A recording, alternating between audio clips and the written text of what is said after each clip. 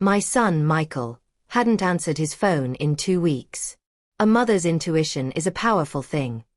It's a quiet alarm that starts ringing in your soul when something is deeply wrong. I decided to drive to his house, bracing myself for some rational explanation. But what I found there went beyond any nightmare I could have ever imagined. It began with a faint, terrified whimper coming from inside my grandson's closet. When he was finally coaxed out, he was clutching an iPad, his eyes wide with a horror he could not speak. That device held a secret that exposed a web of greed, betrayal, and a conspiracy so cold and calculated, it was orchestrated by the one person my son should have been able to trust with his life. Before I tell you how a child's silent testimony and a grandmother's memory brought a hidden evil into the light, I want to ask for your help. If my story touches you, please take a moment to click the like button and subscribe to Ken's story. It helps us share these important narratives with the world. And please, leave a comment below to let us know where you're listening from. Your voices give us strength. Now, let the story begin. The silence began on a Sunday. For the past 5 years, ever since I retired from teaching history, Sunday evenings had a rhythm. At precisely 7 p.m., my phone would buzz with a call from Michael. I'd hear his warm, familiar voice, "Hey Mom," followed by the cheerful chaos of my 8-year-old grandson Leo, scrambling for the phone to tell me about his week. It was the anchor to my week, a simple ritual that meant everything. But that Sunday, the phone remained dark. I told myself he was just busy. Michael was a brilliant programmer, lost in lines of code for his new startup, a world I barely understood but was immensely proud of. "He'll call tomorrow," I whispered to the quiet house. But tomorrow came and went. Then Tuesday. By Wednesday, a small, cold knot of anxiety had begun to form in the pit of my stomach. My calls to his cell went straight to voicemail, each one unanswered, each one a small drop of dread into a growing pool of fear. His voicemail box wasn't even full. It just rang and rang, a lonely electronic sound in an empty void. I sent him a text through iMessage, the little blue bubble a beacon of my hope. Underneath it, the word "delivered" offered a sliver of comfort. At least his phone was on. But by the end of the first week, that comfort had curdled into suspicion. Michael would never ignore Leo for this long. Never. The second week was torture. The knot of anxiety had grown into a suffocating presence. Every time my phone rang with an unknown number, my heart would leap into my throat, only to crash back down when it was just another telemarketer. The excuses I had built in my mind, a spontaneous camping trip, a demanding project, a broken phone, crumbled one by one, leaving only the terrifying possibilities. The final straw came on Saturday, the day before the 2-week mark. I sent another text, my hands trembling as I typed, "Michael, please, just let me know you're safe." I watched the screen, waiting for the reassuring "delivered" to appear beneath my message. But it never came. The blue bubble just sat there, stark and alone. His phone was off. That's when the alarm in my soul, the one that had been ringing quietly, began to scream. I grabbed my car keys from the hook by the door. The time for waiting was over. I was going to Denver. The 2-hour drive to Denver is one I've made 1,000 times, a familiar ribbon of highway stretching towards the majestic silhouette of the Rocky Mountains. Normally, the sight of those peaks would fill me with a sense of peace, of coming home to my family. But on that day, they looked like jagged teeth on the horizon, indifferent and cold. Every mile marker I passed felt like a countdown, winding the spring of my anxiety tighter and tighter. I rehearsed scenarios in my head, each one more desperate than the last. Maybe he'd lost his phone. Maybe he and Leo had gone on a spontaneous trip to the mountains. I clung to these flimsy explanations like a life raft. Michael's neighborhood was the very picture of suburban tranquility. Manicured lawns, freshly painted houses, and the quiet hum of a peaceful Saturday morning. As I turned onto his street, everything looked pristine, normal. His blue, 2-story house stood just as it always had, nestled between 2 perfectly kept homes. For a fleeting moment, relief washed over me. I felt foolish, like an overprotective mother who had let her imagination run wild. But then I pulled into the driveway, and that relief evaporated like mist in the morning sun. Lying against the front door was a pile of Amazon boxes, at least 4 of them, their cardboard sides warped and darkened by rain. A meal kit delivery box sat beside them, its logo bleeding from the moisture. Michael was meticulous. He tracked his deliveries obsessively and would never let packages sit out for more than an hour, let alone days. My eyes then scanned the windows of the house. A chill crawled up my spine. Every single curtain, on every window, was drawn shut. Not just the blackout curtains in his bedroom, but the light, airy ones in the living room that he always kept open to let in the Colorado sunshine. The house looked like it was holding its breath, deliberately sealing itself off from the outside world. Standing there on his perfect lawn, surrounded by the rotting evidence of an interrupted life, I knew. The perfect facade had cracked, and I was terrified of what I would find on the other side of that door. My spare key felt like a sliver of ice in my trembling hand. I slid it into the lock, and the sound of the deadbolt turning echoed like a gunshot in the suffocating quiet of the morning. I pushed the door open and stepped inside, calling their names into the gloom. Michael. Leo. My voice was thin, frail, completely swallowed by the profound stillness of the house. The air inside was stale and cold, carrying a strange sterile scent that was nothing like the usual warm aroma of coffee and life that always filled my son's home. It was the heavy, breathless silence of a place that has been empty for far too long. I moved cautiously from the entryway into the living room, my eyes scanning for any sign of struggle, any clue. There was no overturned furniture, no shattered glass, no indication of violence. In fact, it was the exact opposite. The house was spotless. The kitchen counters were wiped clean, the decorative pillows on the sofa were perfectly plumped, and there wasn't a single dish in the sink. The tidiness was unnerving, unnatural. And then I saw it. Or rather, I saw what wasn't there. The large Persian rug in the center of the living room, which was normally the sprawling, chaotic kingdom of Leo's Lego creations, was completely bare. A wave of absolute dread washed over me. I looked to the corner of the room where Leo's large wooden toy chest sat. Its lid was shut tight. This was profoundly, terrifyingly wrong. Michael, for all his genius, was a gloriously messy father. He reveled in Leo's creative chaos, proudly leaving half-finished spaceships and elaborate castles on display for days. He would never, ever pack away one of Leo's unfinished masterpieces. It was a violation of their unspoken rules. This sterile, picture-perfect tidiness wasn't Michael's work. It was a performance. Someone else had been in this house. Someone who didn't know them. Someone who was trying to scrub the scene clean, to erase any sign of life, any trace of my grandson. My heart hammering against my ribs, a cold certainty gripping me, I turned and started for the staircase. I had to check Leo's room. Each step of the staircase groaned under my weight, the sound deafening in the unnatural hush. My heart pounded a frantic rhythm against my ribs, a drumbeat of pure dread. Leo's room was at the end of the hall, his door slightly ajar, casting a thin slice of shadow across the hallway carpet. I pushed it open gently. Inside, the same chilling, meticulous order prevailed. His bed, with its bright superhero comforter, was made with a precision no 8-year-old boy could ever muster. His books were perfectly aligned on the shelves, spines flush. The room felt like a museum exhibit of a child's bedroom, not a space that was actually lived in. My breath hitched in my throat. Leo. I whispered, the name barely escaping my lips. I dropped to my knees, my joints aching in protest, and peered under the bed. Nothing but a few lost Lego pieces and dust bunnies.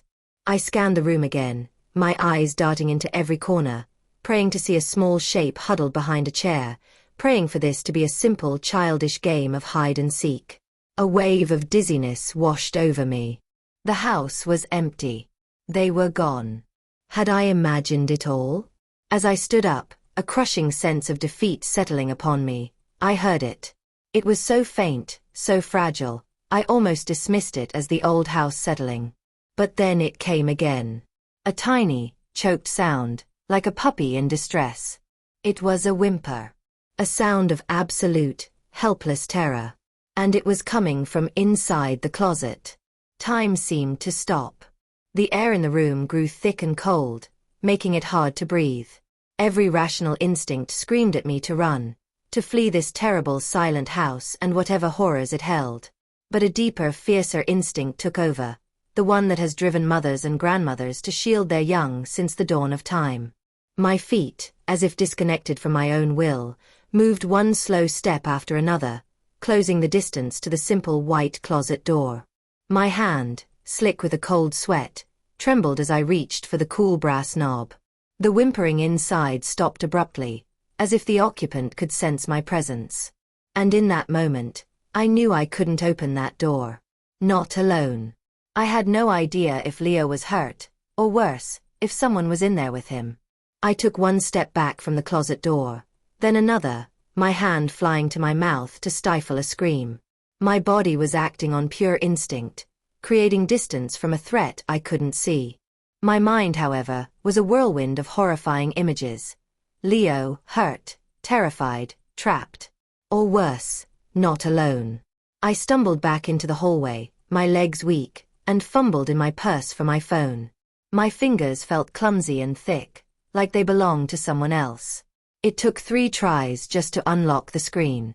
I dialed 911, my thumb shaking so badly I could barely press the numbers. The phone on the other end rang once before a calm, professional voice answered.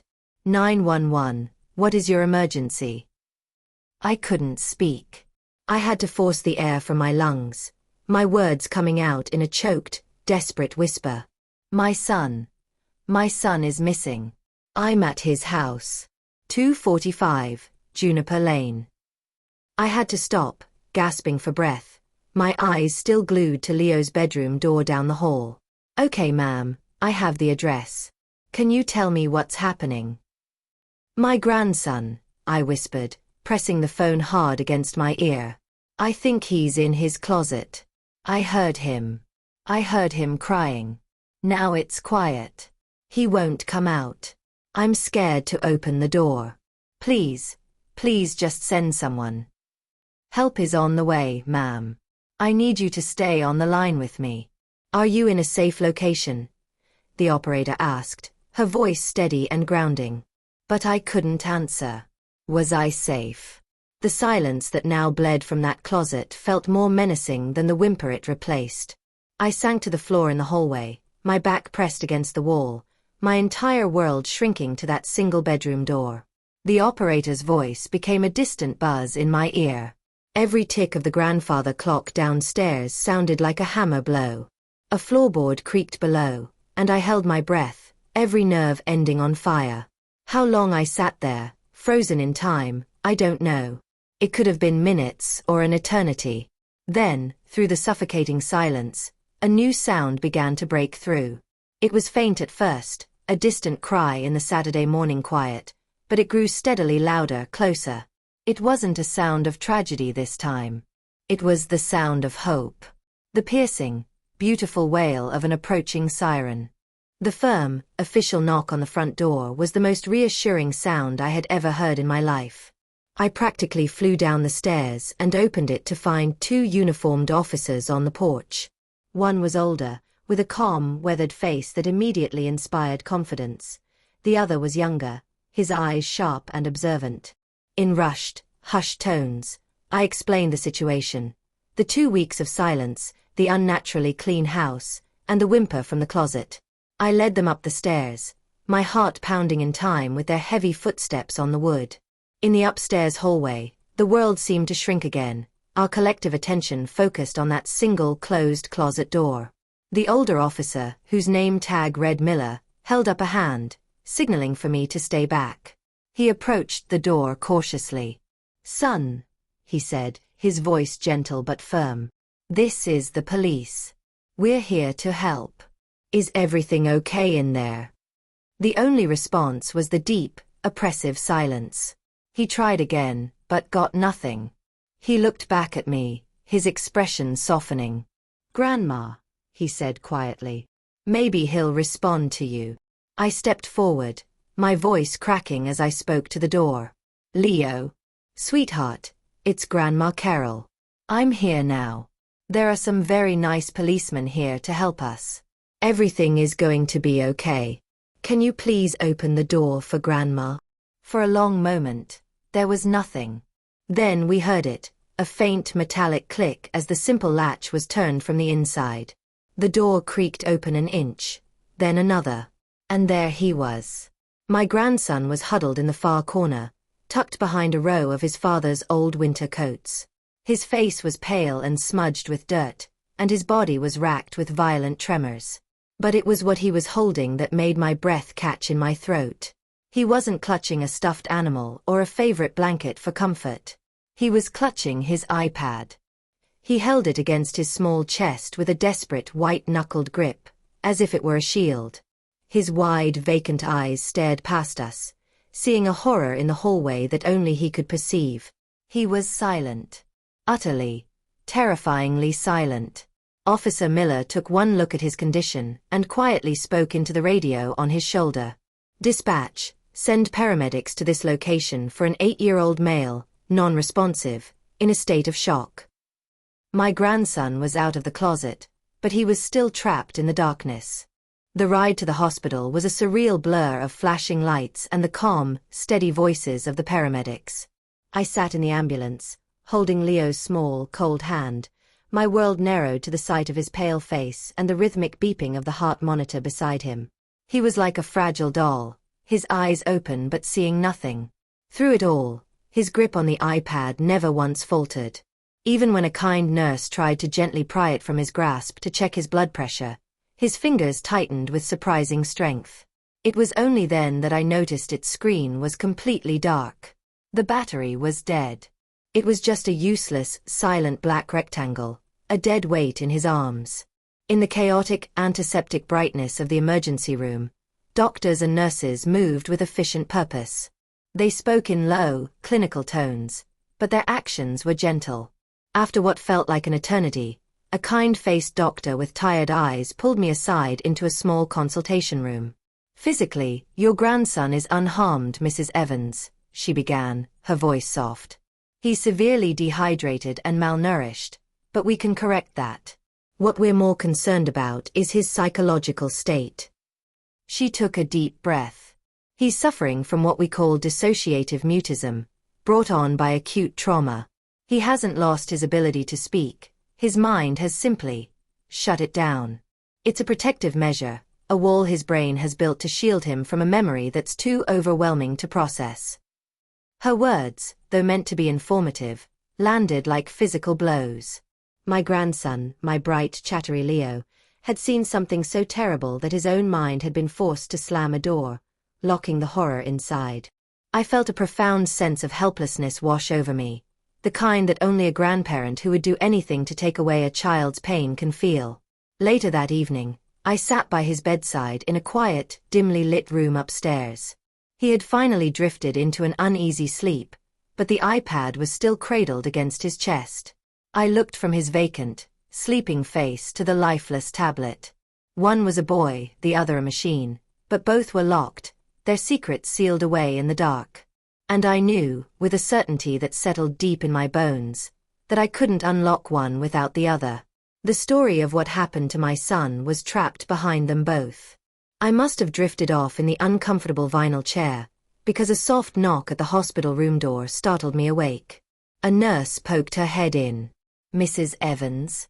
Your son's ex-wife and his business partner are here to see you. I braced myself as they entered, a united front that immediately felt staged and wrong. Chloe, my former daughter-in-law, was first. Her eyes were puffy and red-rimmed, but her makeup was flawless and her expensive clothes were perfectly pressed. She looked like an actress prepared for a tragic role. "Oh, Carol," she began, her voice thick with a sorrow that didn't quite reach her eyes. "I can't believe this. I told him he was pushing himself too hard. He just hasn't been himself since the divorce." David Chen, Michael's business partner, stood beside her, a somber and supportive statue. He placed a hand on her shoulder in a gesture of comfort that seemed overly familiar. "It's true. David added, his voice a low, serious rumble that commanded attention. The pressure at the company has been immense. We were on the verge of a major breakthrough, and Michael was working around the clock. He was making some erratic decisions. I was worried he was heading for a breakdown. I sat there, listening to their perfectly synchronized performance, and my grief began to crystallize into a cold, hard knot of suspicion. It was like watching a play where both actors had already memorized their lines. Their stories were seamless, flowing into one another without a single misstep. They didn't ask the questions a truly frantic person would ask. What did the police find? What was the state of the house? Has anyone checked his bank accounts? Instead, they arrived with a pre-packaged narrative, a neat and tidy explanation for my son's disappearance. And as they spoke, I noticed something else that sent a chill down my spine. In the entire 10 minutes they were there, neither of them looked at the small, still form of my grandson lying in the hospital bed. It was as if he wasn't even in the room. When they finally left, leaving a trail of expensive perfume and false sympathy in their wake, the silence they left behind felt different. It was no longer just filled with sorrow. It was now charged with a chilling and undeniable certainty. I wasn't just searching for a missing son anymore. I was facing an enemy hiding in plain sight. The next morning, the hospital introduced us to Dr. Sharma, a child psychologist with kind, patient eyes and a calming presence. She explained to me in the hallway that the path to reaching Leo wasn't by forcing him to speak, but by giving him a safe way to express the unspeakable. Sometimes, she said softly, when words are too heavy, we have to find other ways to tell our story. In a quiet, sunny playroom filled with soft toys and art supplies, she sat on the floor with Leo. She didn't pressure him. She simply opened a large sketchpad, spread out a brand new box of crayons, and began to draw a flower. Leo watched her, his expression unreadable, the dead iPad still tucked under one arm like a shield. After a long, silent moment, his small hand reached out, not for a bright, cheerful color, but for a simple brown crayon. He began to draw. First, a large, boxy house, his house. Then, he started drawing the people inside. My heart ached as I recognized his first figure, a man with glasses and a kind smile. Beneath him, he carefully wrote, "Daddy." The second figure was taller, more imposing, standing too close to the first. With the same painstaking concentration, Leo wrote, "Mr. David," above his head. A cold dread, sharp and familiar, washed over me as my suspicions from the day before stared back at me from the page. Then he drew the third figure. It was a woman with long, flowing hair, which he colored in with a bright yellow crayon. My breath caught in my throat. It was Chloe.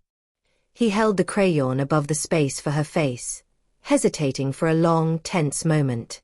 And then, his entire demeanor changed. His small body tensed up. He dropped the yellow crayon and snatched the black one from the box. He didn't draw a face. He attacked the paper. With a furious, focused energy, he scribbled back and forth, pressing so hard the crayon wax flaked off, until the space where his mother's face should have been was nothing but a chaotic, violent, black void. I gasped, my hand flying to my mouth. Dr. Sharma placed a steadying hand on my arm. "He's not just scared, Carol," she whispered, her eyes full of a sad understanding. "He's trying to erase her."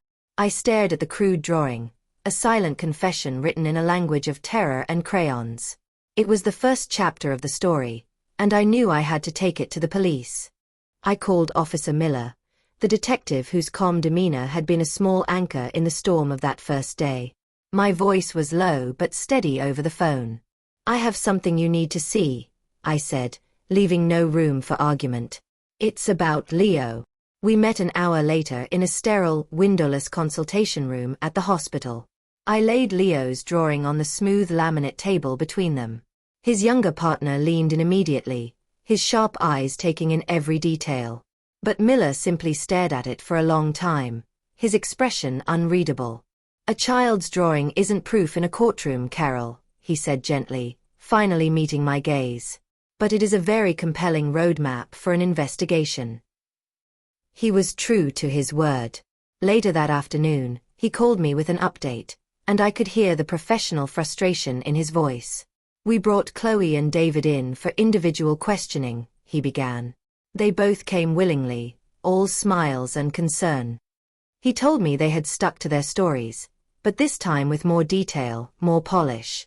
David painted a vivid picture of Michael as a paranoid business partner, obsessed with the idea that David was trying to steal his work.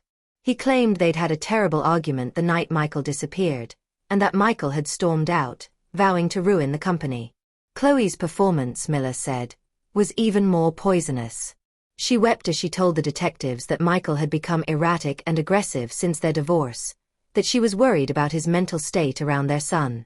She then floated the cruelest theory of all, that perhaps Michael, in a fit of anger and bitterness, had intentionally abandoned his own son. Their stories matched, Carol. "Perfectly," Miller said, the edge in his voice unmistakable. "Too perfectly. They used the same phrases, hit the same emotional notes. It wasn't two people recalling a traumatic event, it was a rehearsed duet." I hung up the phone, a cold, hard fury solidifying in my chest. They had constructed a fortress of lies around the truth, brick by painful brick. The police saw the fortress, they knew it was there, but they didn't have the evidence to tear it down. Their hands were tied by procedure and the absence of a body. I looked over at Leo, sleeping fitfully in his hospital bed, and at the dark, silent iPad resting on the bedside table. If the law couldn't break through their walls, then I would have to find the key to unlock the gate myself.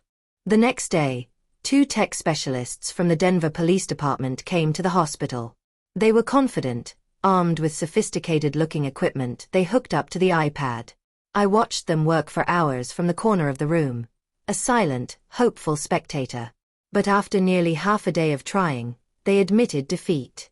"The security on this is military-grade, Mrs. Evans," the younger one explained, clearly frustrated.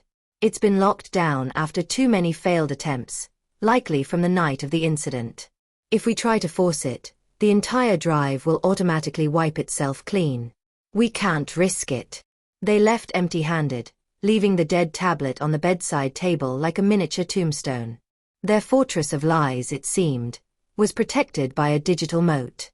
That night, long after the hospital had settled into a hushed quiet, I sat under the dim glow of a single reading lamp. The police had let me keep the iPad, hoping its presence might comfort Leo. But my goal was different. I had managed to charge it using a cable from the nurse's station. I held the cool, heavy tablet in my hands and began to try. I typed in Leo's birthday. Password incorrect. I tried Michael's birthday. Password incorrect. I tried their address, my birthday, every significant date I could think of, but with each failure, the screen seemed to mock me.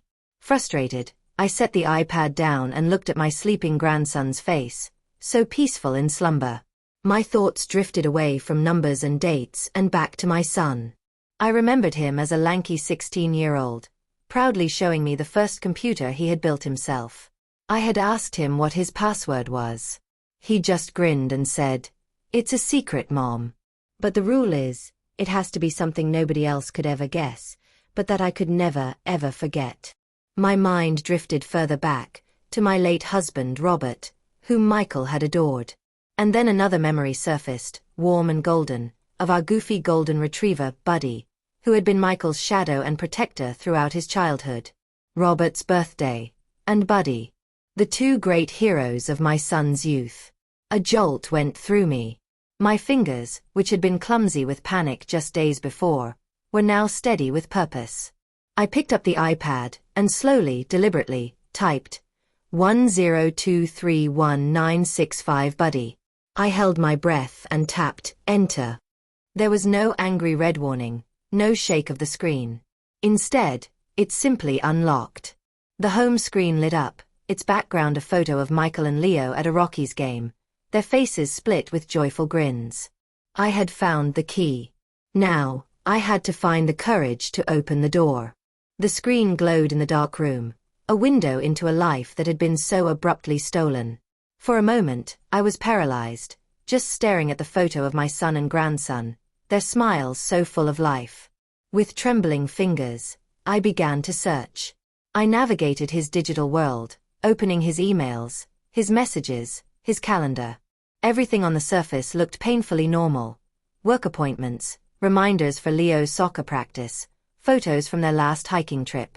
There was no suicide note, no desperate goodbye, nothing to support the web of lies Chloe and David had spun. Then I saw it. A simple, standard app with a gray icon labeled Voice Memos. My son wasn't one for keeping a diary, but he often recorded ideas for his code. I opened it. There were dozens of short files with names like Algorithm Idea and Bug Fix. But at the very top was a folder that was different. It was titled, simply, Insurance. My heart pounding, I found my earbuds in my purse, plugged them into the jack, and pressed play on the first file. At first, there was just the muffled sound of shuffling, as if the iPad was hidden in a pocket. Then, I heard voices, and the air left my lungs. It was my son's voice, tight with a controlled fury. "I know about the two of you," he said, his voice clear and steady. "And I know about the deal. Selling user data to a black market firm? For millions. I won't let you do it." A woman's voice, sharp and venomous, cut in. It was Chloe. "You are a pathetic, self-righteous fool, Michael. You always were." And then, David's voice, smooth and cold as ice. "You need to be smart about this. This is happening, with or without you. Don't make this harder than it needs to be." I had to rip the earbuds out, a strangled sob escaping my throat as I gasped for air. The room spun. I was listening to my son's last stand. I forced myself to continue, listening to 2 more recordings, each one a nail in their coffins. It was all there. The affair, the intricate plan to commit massive data fraud, and Michael's unwavering heroic refusal to back down. He wasn't unstable. He wasn't paranoid. He was a whistleblower, standing up for what was right.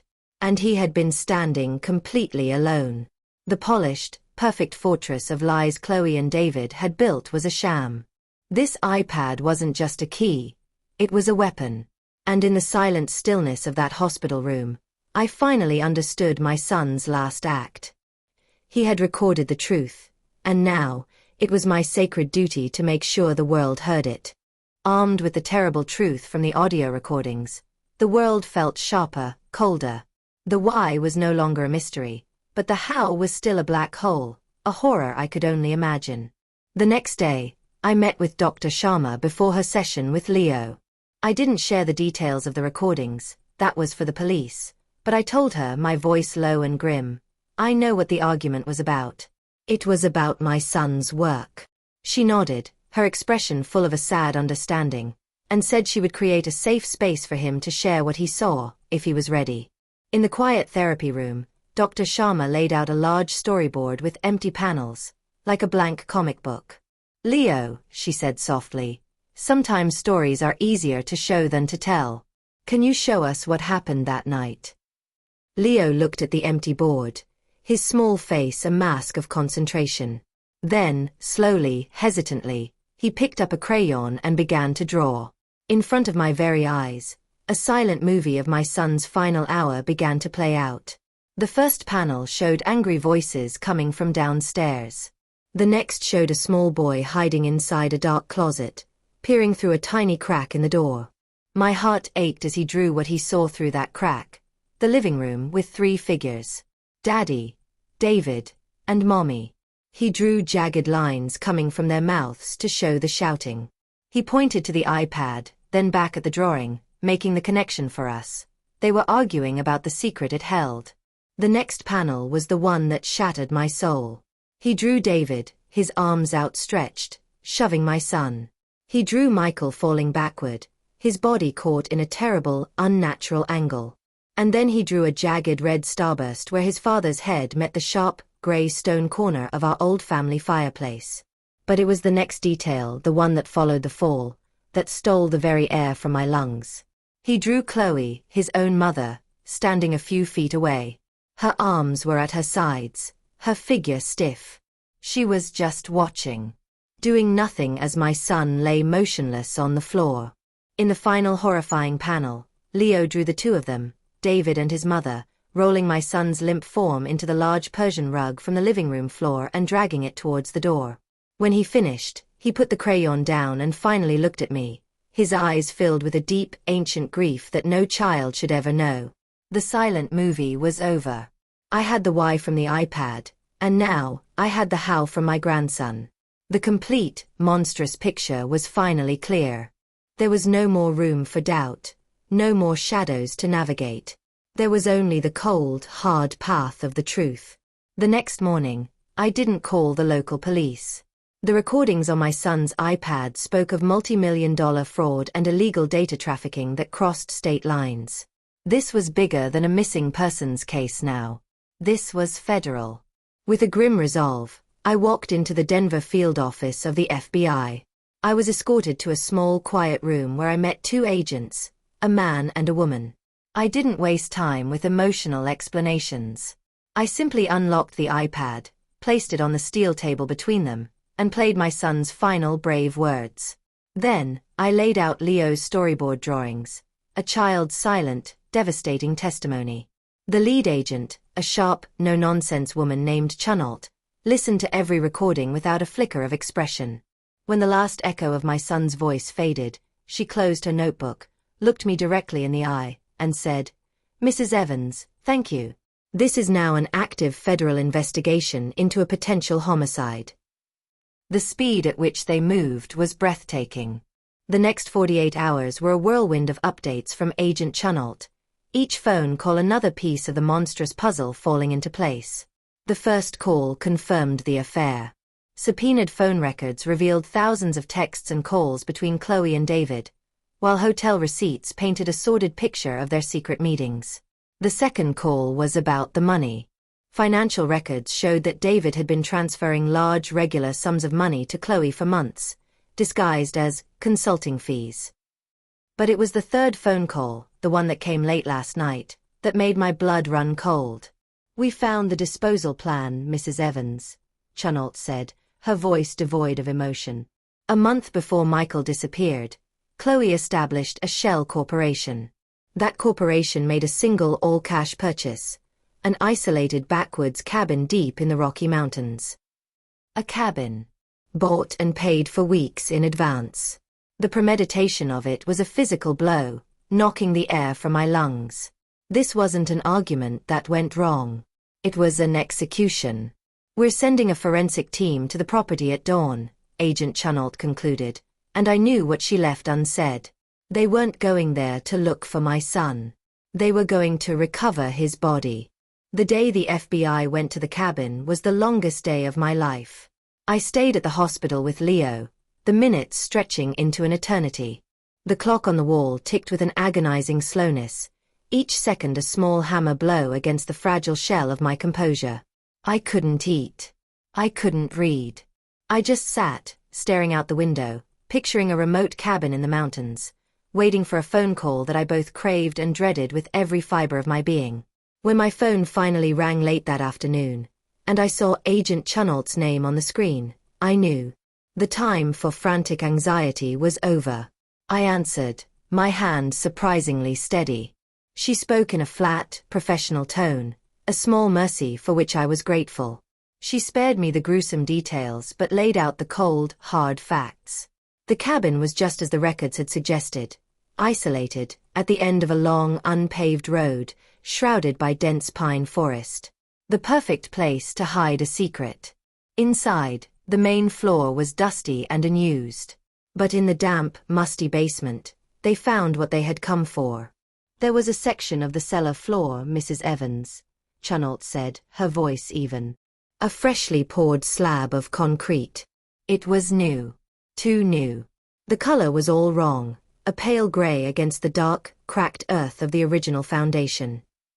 I closed my eyes, picturing it. I could hear the sound of the jackhammers in my mind as she described how they broke it open. She told me they found him there.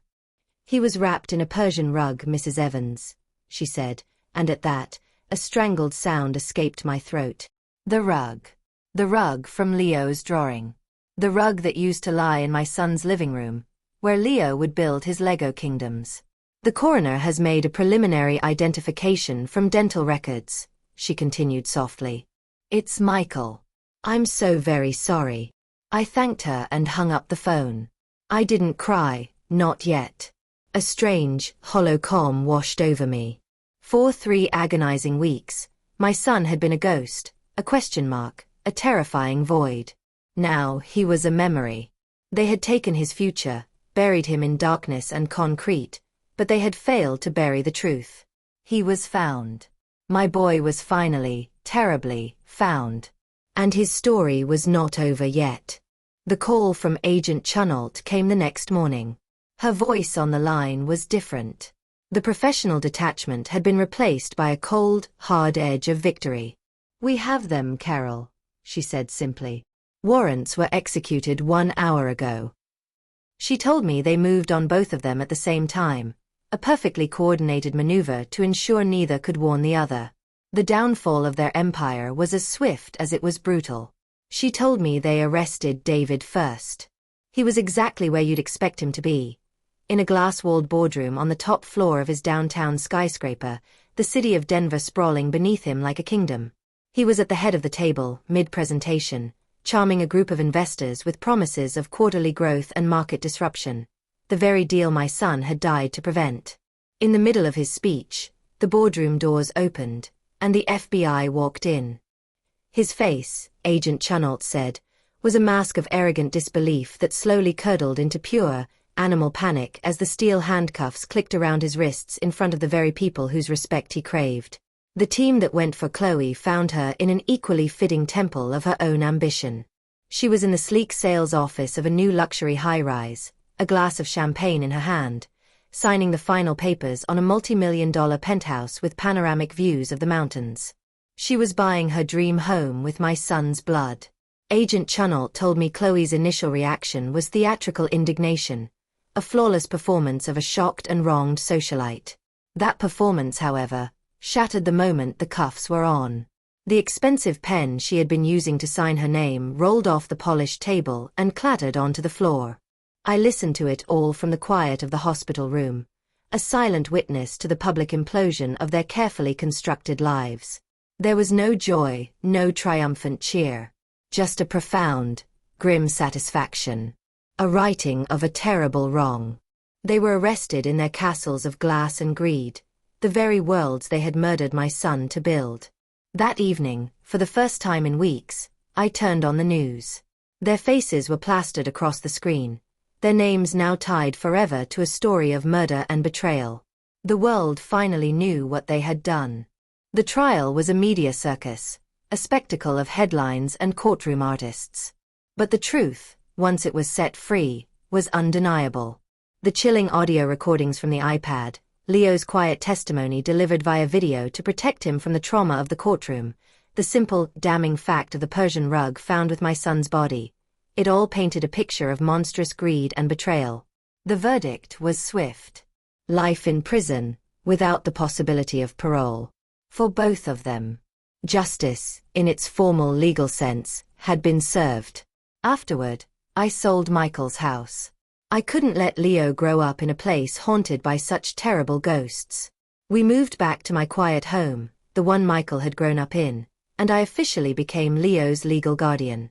The silence that had once imprisoned him has slowly, painstakingly receded. He talks now, his voice growing stronger each day. But the questions that have replaced the silence are sometimes harder to bear. Why didn't Mommy help Dad? He asked me one night, his eyes searching mine for an answer that made sense. And I had to give him the hardest and most honest one I could. I don't know, sweetheart, I whispered, stroking his hair. Sometimes, people get so lost in their own selfishness that they forget how to love. Last spring, on what would have been Michael's birthday, we planted a tree in the backyard. A young, slender aspen, its leaves trembling in the Colorado breeze. As we packed the dark soil around its base, Leo looked up at me, his expression serious. "This is for Dad," he said, his voice clear and true. I nodded, my own eyes blurring with tears. Yes, it is. As we watered it together, I looked at this incredible, resilient boy who had survived the unimaginable. Chloe's betrayal was a unique kind of poison, a wound that would likely scar his heart forever. But as I stood there with my arm around my grandson, I made a silent vow. I would pour a love so absolute, so unconditional into his life that it would fill the cracks in his soul and give him the security he had been so cruelly denied. Our loss is a part of our story, a deep and permanent ache. But it is not the end of our story. Here, in this small patch of earth, under the watchful eyes of the mountains, we were planting new roots. And we would grow.